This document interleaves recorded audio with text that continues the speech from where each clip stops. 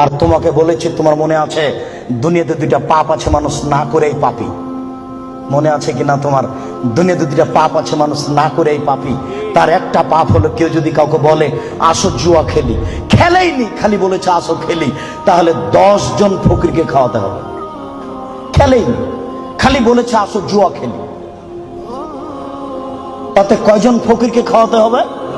10 জন ফকিরকে সোয়াজি করে চাউল দিতে হবে, সোয়া কেজি করে। আরেকটা দুনিয়াতে পাপ আছে না করেই পাপী।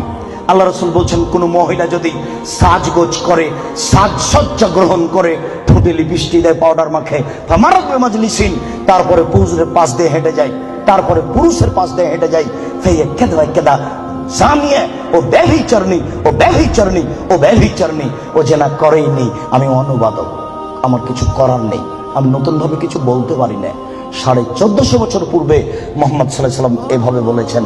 আমি আপনাকে আজকে বাংলা, আরবি থেকে বাংলা করে শোনালাম।